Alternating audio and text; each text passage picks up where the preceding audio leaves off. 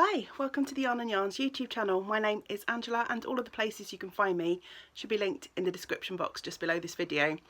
I'm most active over on Instagram, where you'll find me as both Rainbow Ange and Yarn and Yarns, the same as the channel. Rainbow Ange tends to be all of my sort of personal projects, and Yarn and Yarns is the account connected to my small business. I run a yarn shop just outside of Cardiff in South Wales in the UK, here where I live. Here on the channel you'll find me chatting about my adventures in knitting and spinning and crochet. Thank you so very much for coming by and spending some time with me this week. I really do appreciate your company, whether you have been here a million times before or just a couple of times. Maybe this is your first time. I really do welcome you, and I hope that you find something to enjoy here. I took an unintentional break from recording last week, and I almost didn't record this week as well. I am not having the best physical or mental health kind of couple of weeks really. So yeah, I usually record on a Monday and I just couldn't do it yesterday. Not going to say any more than that really. But I am here, it's early in the morning, I'm getting ready to head out for work, but I thought, you know what, I need to get back on the saddle, because the longer you leave it, the harder it gets, doesn't it? So I am hopefully going to do just a quick and dirty episode showing you some of the projects that I've managed to finish over the last couple of weeks. I've got 2 crochet finished objects, 1 spinning and 2 knitting. I might also show you, oh no, sorry, 3 knitting. I may also show you a knitting work in progress if I have time. So before I crack into that content, I just want to remind you all, or let you know if you've not been here before, that we have a Ravelry group. So over on Ravelry you'll find us as Yarn and Yarns. There should be a link to the group below the video here. You're more than welcome to come and join us. And I'm hosting 2 knit-alongs at the moment. The first one is a whip-along, so any project started before the 1st of September, you can post your finished objects in the thread.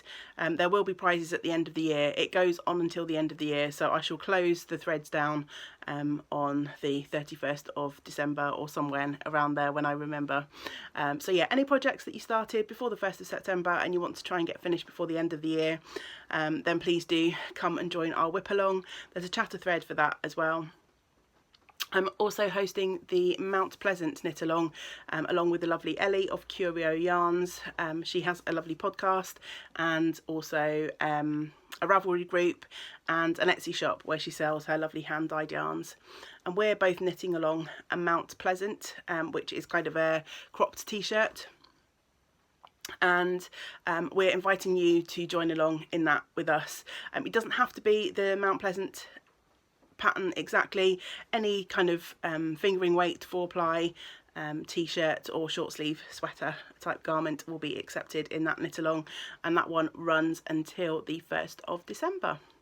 I also want to say a very big thank you to anyone who has been able to donate to the channel via the Ko-fi link down below. It's a way that people can support the channel if they want to, if they enjoy the content that I put up here. I said I'd be completely open and honest about any donations that I receive through that link, and since I last spoke about it I've received a whopping £18, so thank you so very much. I really do appreciate your support that way. I know it's not possible for everyone, but anyone who is able to, it really yeah, it does touch me. And those donations mean that I can now afford to purchase a studio light, which will hopefully help me in future with recording when I'm at home. As you can see today, the light is a bit crazy. It's a very grey day outside. It's actually raining. you may hear that on and off in the background. But I've got a lot of light coming in from one side, and obviously it's a bit darker over this side of the screen. So hopefully once that light arrives, I can play around with that, and maybe my lighting will be a little bit more even and better to be able to show you the things that I've been working on. So thank you so much. I need to set a new goal for that, but I'm not entirely sure what to do with regards to that. Maybe you could let me know. I don't know of any other equipment necessarily that I need, so I don't know whether to just leave that donations page open or just to take it down now that you guys have really kindly helped me fund some stuff to help improve the podcast. My other thought is maybe to just leave it up, and perhaps if we reach certain goals, then I might record some bonus content. I don't know, these are just thoughts that I'm having. If you've got any ideas, then please let me know in the comments below. Right, I think that's everything for all of the sort of admin-y, chatty kind of stuff. So we'll crack on with the actual making now, all of the good stuff.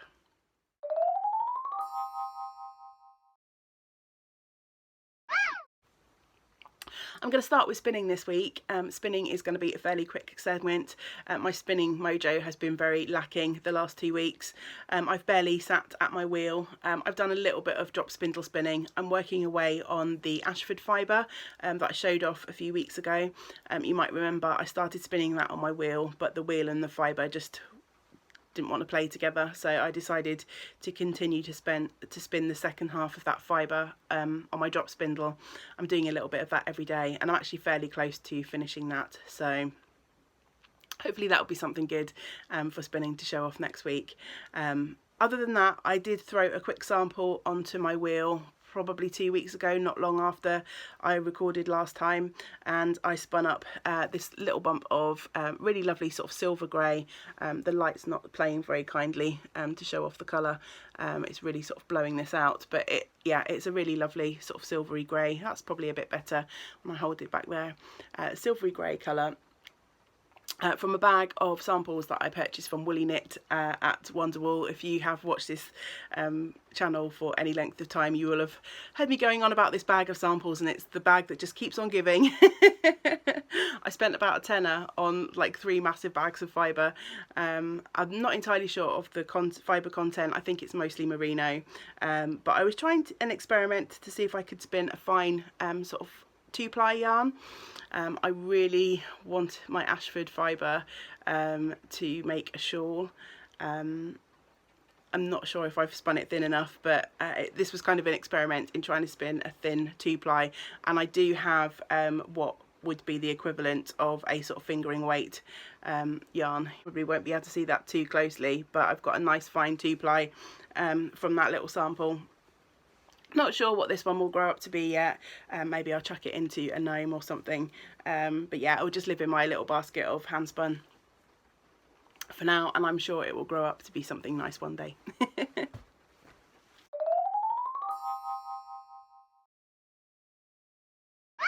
On to crochet next, and I have 2, not 1 but 2 finished projects to show you, which is quite exciting because my crochet segment has been a bit lacking for the last little while. First off, I can now show you the effer-heeled shawl, which I was working on as a test knit for the lovely Sarah, who is Older Sign, both on Ravelry and Instagram. And I crocheted this from some gorgeous yarn, the Queensland Collection Perth yarn, which is a sock yarn, a sort of wool nylon blend. I think it might have been 80/20. I don't have the tag with me, sorry, but I used the Great Sandy colourway, and this shawl turned out beautifully. It's a kite shaped shawl, which I've never done before, so there's a really sort of wide part at the top, and then it goes into a very narrow point, the end of which is decorated by a lovely tassel. I put up some pictures on my Instagram and over on Ravelry sort of showing this shawl off to the best advantage, but as you can see there's some lovely sort of really plain sections which are pretty mindless and you can just crochet away, and then there's a few lovely lace sort of pattern repeats every few rows. It's just turned out beautifully. I love this. I love the colours. it's no secret that I'm a fan of these lovely orange tones. So yeah, this was a pure joy to work on. I can highly recommend this pattern. As I say, it's fairly straightforward, but there's just enough to keep you interested.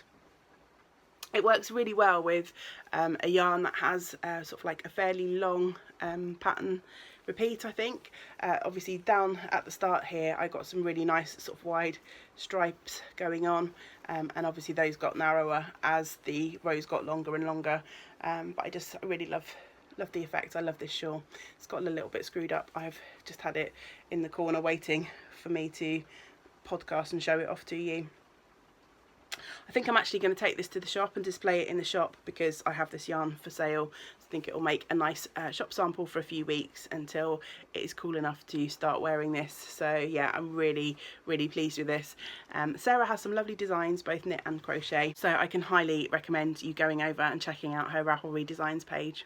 My second finished object, well, I did not enjoy this one as much. Not really any fault of the pattern. I've wanted to make this pattern for a little while. It is the Lost in Time shawl by Joy of Crochet. It's a free pattern. There's a link on Ravelry, but it basically takes you to her blog, so I'm sure if you just Google Lost in Time you'll find it straight away.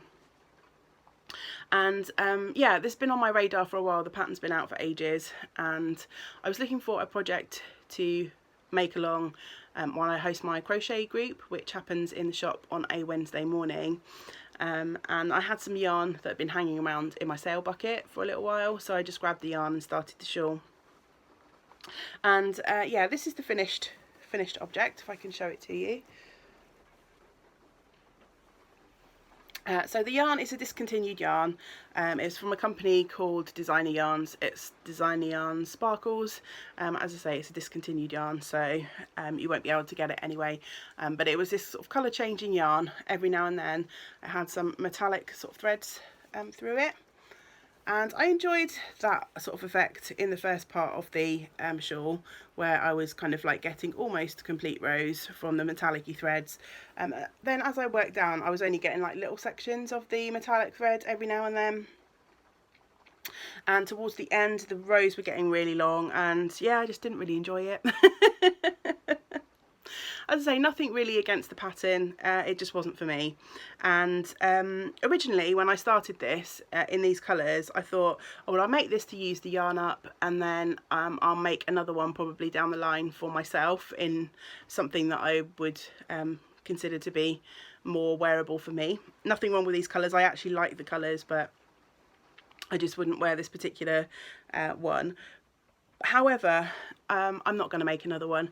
I find the design, just for me, a little bit too fussy and ornate. Don't get me wrong, I like a bit of fancy every now and then, but it's these rows in particular where you do the sort of back and front post stitches that make these sort of raised patterns. So you have these sort of like raised scallops, and then these popcorn stitches. And yeah, it's just too fussy and ornate for my tastes. So yeah, I'm glad it's finished, and as I say, don't let my dislike of it put you off, because I've seen many lovely projects from this shawl. It's just not for me.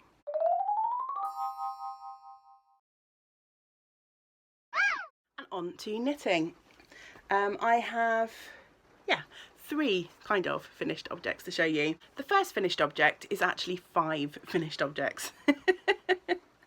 I have spoken about these on the podcast maybe once before. One of my very good friends had asked me to make 5 pairs of fingerless mitts for her to gift to her family during the gift giving season, and I think I showed off maybe 1 or 2 pairs of these.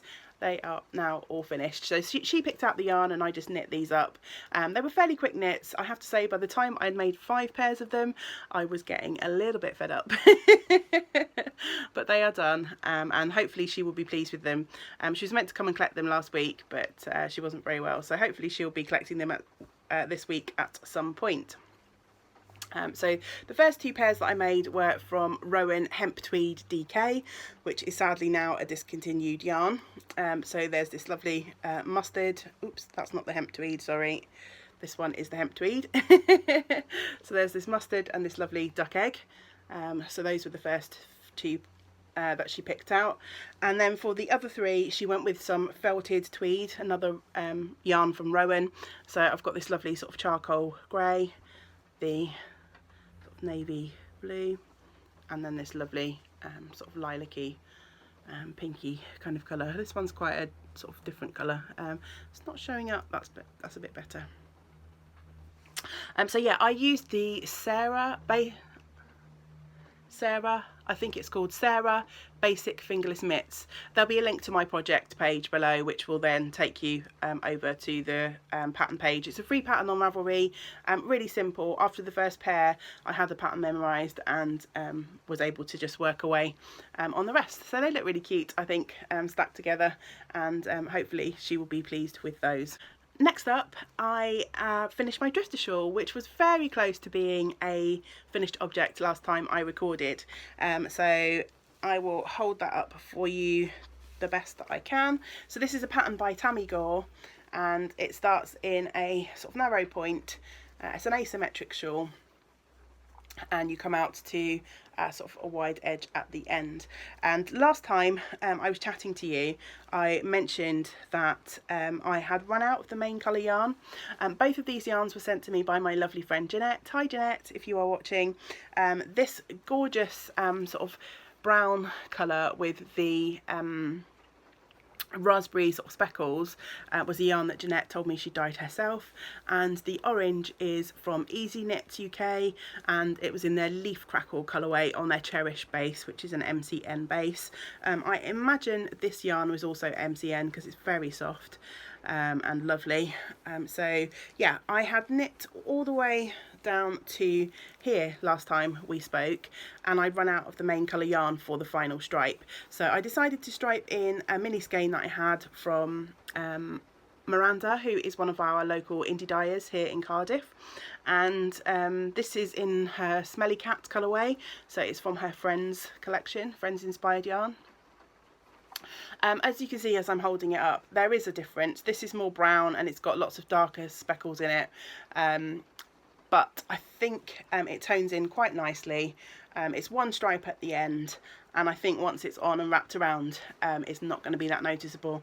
The Smelly Cat was the closest I could find in terms of a colour match to the yarn that Jeanette sent me. So yeah, I'm really happy with this shawl. It was a joy to knit this one. I can highly recommend this pattern. I had a couple of comments on the last video to say that people were interested in knitting this shawl, which is fab, and then someone else mentioned that they knew someone who had knit this shawl and had trouble with the main colour as well, i.e. running out of the main colour. My main colour skein was unlabelled, so I don't know how many meters I had to start with, so that was always a possibility for me. But yeah, just I guess to make you aware that it seems to be a thing, getting to the end and maybe not having quite enough of the main colour. But I would say that it's fairly easily adjustable. In this last section, you basically knit to a certain point and then bind off, so you could certainly put a narrower stripe in here or leave this stripe out altogether and just make this whole section orange. The pattern also comes in a 3-colour version, so if you were a real stickler for you know, wanting to follow the pattern and not switching into a new colour if you run out, then that could be an option.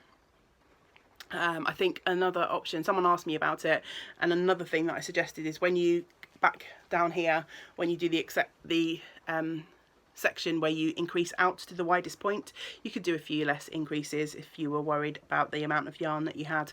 I think this would also look beautiful as a scrappy project if you made all of these stripes in different colours, so it could be a great sort of stash buster. But yeah, I really enjoyed making this one, and 2 orangey toned shawls in a row, but it made my heart very happy to work on both of those projects, and I think both this one and the Ever Healed are going to be constant companions for me this autumn winter season. So yeah, very happy. Speaking of very happy, this is the shawl show. Like, apart from those mitts, everything that I'm showing you is shawls. But I finished another shawl. I could almost do the dance of the 7 shawls, couldn't I, instead of 7 veils? No, we won't go there. I have 4 finished shawls, so not quite enough. I finished my Helix shawl, and the Helix shawl was a project that I was knitting purely from my own hand spun yarn.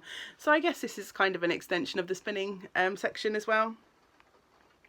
Oh, actually, yes, because there is a spin in here that I started and finished in the last couple of weeks as well. So I kind of lied when I said that the silver yarn that I showed earlier was the only spinning that I'd done. Anyway, I digress. Back to the Helix shawl. It is finished. So this is a pattern by Stephen West from the Wool Journey publication from Pom Pom, which came out a few years ago.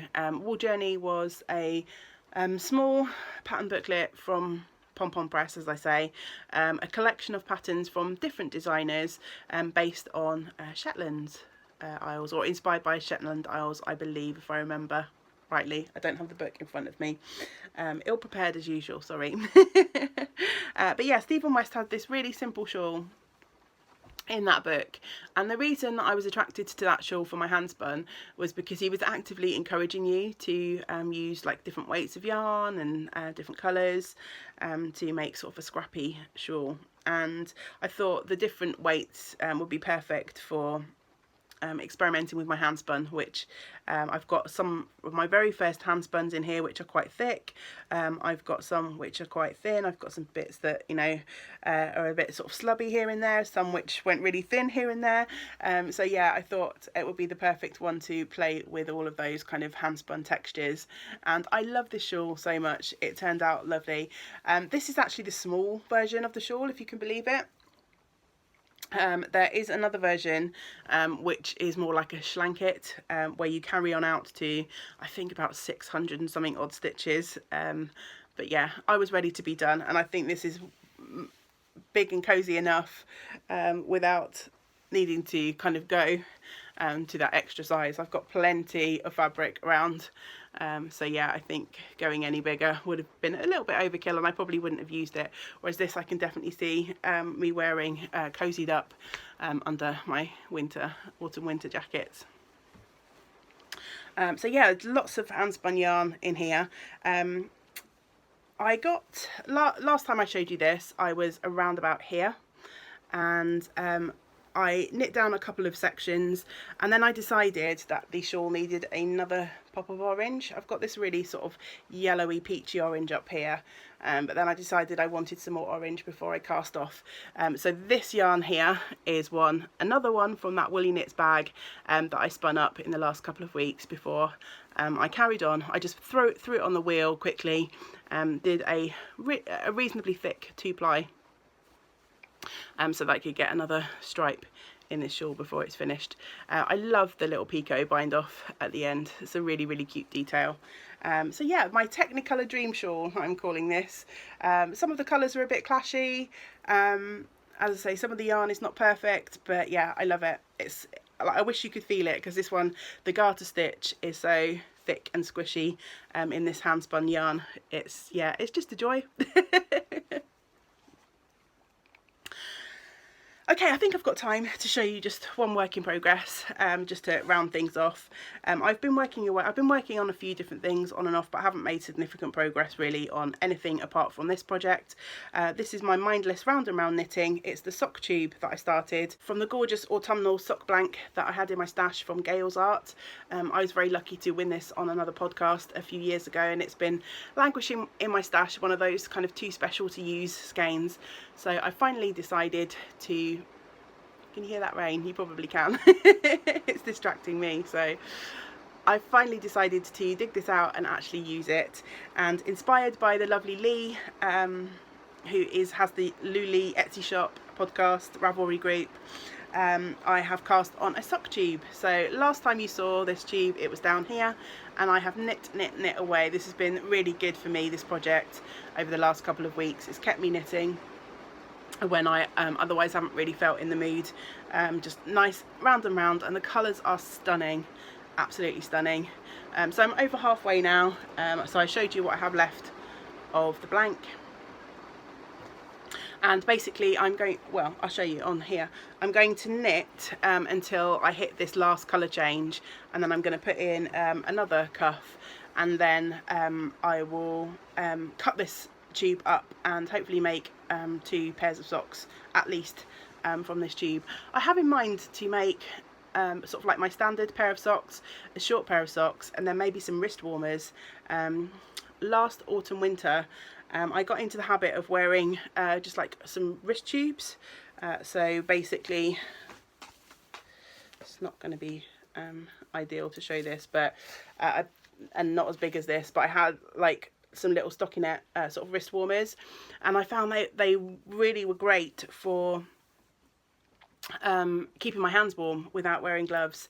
So I might, because these colours are stunning, I may make a couple of wrist warmers as well from this tube. I'll just see how I go. But yeah, I love the variegated sort of specs in this. It's a bit lumpy bumpy because I'm knitting straight from the sock blank, and that is quite sort of wiggly, as you can see. There's a lot of bounce in that. So that is kind of showing up as kind of a textured effect in the tube, but I know that will block out. I've worked with sock blanks before, so but yeah, these kind of like specks of colour that come in the knitting are where the sort of leaf motifs are stamped on. Been a real joy to knit on this because the colours are so beautiful. As I say, I do have some other projects on the go, but I think I'll save those till next time. So yeah, I'm going to wrap it up here for today. Sorry it's been a bit of a whistle-stop tour of those finished objects, but if you have any questions or need any more information, then either leave a comment below or check out the links to the projects just down below. They'll take you to my Ravelry pages. Yeah, that's it. Please feel free to ask anything. I feel like it's been a bit of a whistle-stop tour of those finished objects. I wanted to try and squeeze in a recording before I head out to work. So yeah, that is everything, and until next time, I hope you are able to have a wonderful week and get to do some of the things that you enjoy. Great big woolly hugs to you all. Bye for now.